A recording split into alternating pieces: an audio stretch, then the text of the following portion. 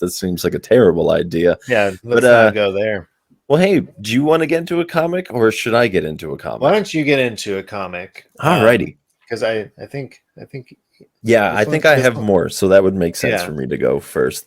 So I'm gonna just go with I'm not gonna say that this. I'm gonna say that this is the banger of the week. I'd take back that thought that I had for 1 second, where I said that I wasn't gonna say this, but yeah, this is I don't want to say that this in my head, I want to say like this revolutionized comics for me, because this stuff has been done before, but I really love seeing people do stuff with the genre or stuff with like the medium that's new and like innovative and like enhances the experience of reading a comic. And like I'm like talking this thing up so great, but it was super enjoyable, like the overall experience of this comic. And this comic is called Rock and Roll Hell. Got a big old glare there, but yeah, Rock and Roll Hell. And so this is from Sumerian Tablet. Wow. Yeah.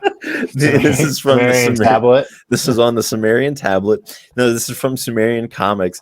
There it is. So it was written by Sam Romsberg and Ben Roberts.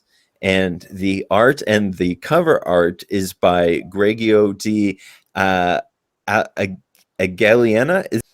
So Rock and Roll Hell, man, I saw it on the shelf and I grabbed it instantly. And the reason was that it was it was bag and board, which was nice, and it came with a cassette, which was super dope. That was pretty cool.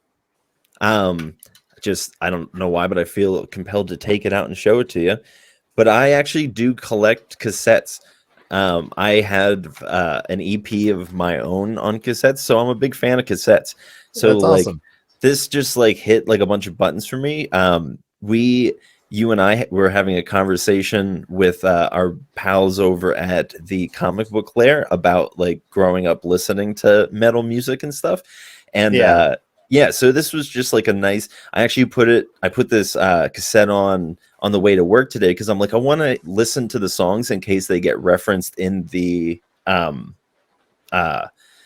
comic, and like so then I'd be familiar with the words or what have you, you know. But I don't think that they do get referenced, which is a little bit of a bummer. I couldn't find.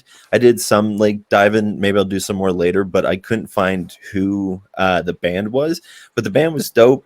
The music was very like Metallica influenced, but like hardcore influence as well. They had like Metallica drums, just like the big, heavy, like hollow drums.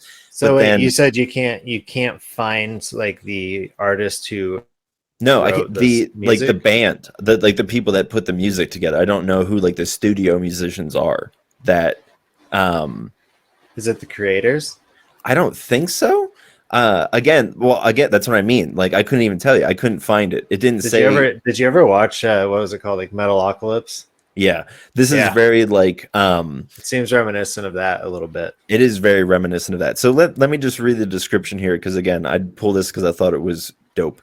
The summer of '91, rural Finland, the Rock and Roll Hell open air metal festival is in full swing, with the American death metal band Feral Carnage set to headline. During their set, what is first mistaken as an elaborate pyrotechnic show turns out to be the second coming of Jesus Christ. Taking one look at the people and the attendance of the show, Christ damns the festival and orders his army of heaven to smite them from his Father's creation. Fueled by beer, weed, and the imposter's power of metal, Feral Carnage must summon the forces of hell to fight back. And I'm like, wow, that is dope.